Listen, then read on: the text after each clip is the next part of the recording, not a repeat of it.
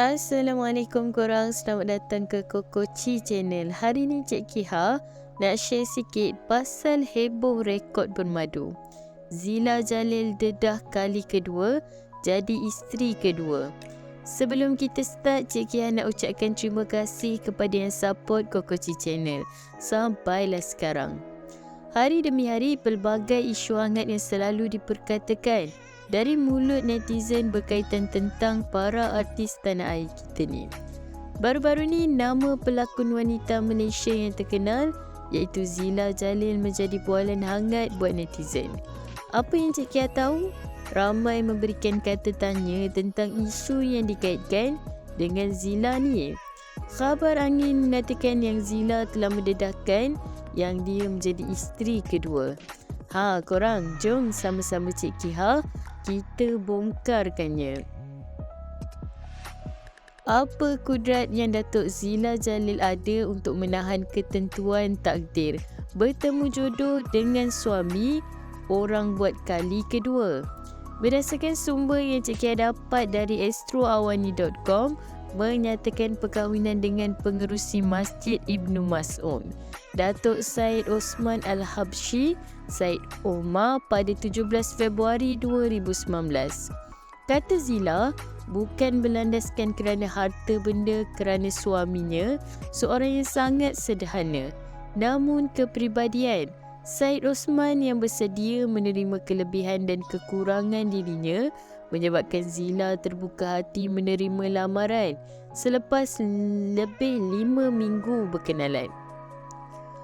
Apa yang Cik Kia tahu menurut Zila atau nama sebenarnya Nurzila Abdul Jalil, Syed Osman juga merupakan seorang yang sangat terbuka apabila memahami dirinya yang sukar untuk melupakan kenangan hidup bersama suami pertama, Allahyarham Tan Sri Megat Junid Megat Ayub. Kata Zila, sebagai wanita yang sudah hidup selesa sebagai ibu tunggal selama 11 tahun, bukan mudah untuk dia membuat keputusan kembali menjadi isteri atau lebih tepat untuk bermadu buat kali kedua. Apa yang Cik Kia pasti, Zila mengakui membuat keputusan untuk melalui episod sebagai isteri kedua untuk sekali lagi menuntutnya berfikir panjang kerana banyak hal dan pertimbangan yang perlu dibuatnya.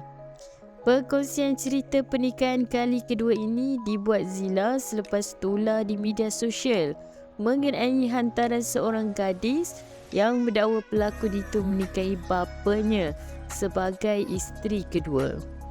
Ekoran itu, netizen mula berdebat dan saling membalas hujah masing-masing.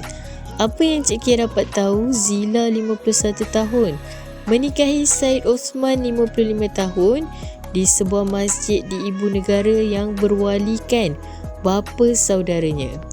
Isu perkahwinannya dengan Syed Osman yang menjadi bahan perbincangan netizen juga sebetulnya jelas Zila memberi isyarat bahawa dia perlu berkongsi dengan masyarakat mengenai statusnya. Zila menegaskan tidak pernah terlintas di fikirannya untuk merahsiakan perkahwinan dan menyembunyikan status sebagai isteri kedua. Apa yang Cik Kia pasti, Zila juga memilih tidak berkongsi sebarang cerita selama 2 tahun kerana menunggu masa yang sesuai. Namun tindakan anak Syed Osman yang mendahului dengan berkongsi di Twitter menjentik hatinya untuk membuka mengenai perkahwinan kali keduanya itu. Apa yang Cik Kia pasti, menurut Zila yang juga pengasas syarikat produksi Pena Creative Pictures sedang berhaid, pada awal perkahwinan dengan Syed Osman, dia juga cuba merahsiakan perkahwinan itu daripada keluarga termasuk anak-anak kerana tidak mahu melukakan hati mereka. Zila enggan anak-anak merasakan seolah-olah dia sudah melupakan Allahyarham bapa mereka.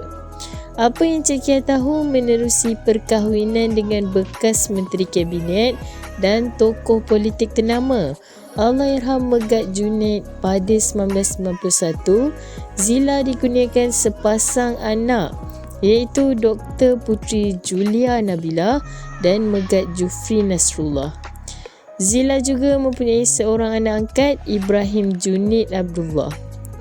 Semoga perkongsian Cik Kihah kali ini menjawab semua persoalan tadi ya. Pergi ke kedai beli cabai. Bye-bye. Ya, kejap-kejap. Nak lihat apa seterusnya? Subscribe dulu, okey? Okey, sedikit ya. Janji-janji. Okey. 1, 2, 3. Okey, subscribe. Terima kasih. Jangan main-main dengan sumpahan mulut aku. Diulangi, artikel ini diambil dari artikel berkenaan. Sebagai penggemar media hiburan, harus berhati-hati dalam memilih sesuatu isu. Kami tidak bertanggungjawab kerana pihak kami tidak tahu kesahihan berita yang dikeluarkan. Jangan meletakkan kepercayaan penuh dan membuat spekulasi atas perkara yang kita tidak pasti. Menghayati hiburan boleh, jangan sampai kita melibatkan diri dengan fitnah dan buka aib mereka.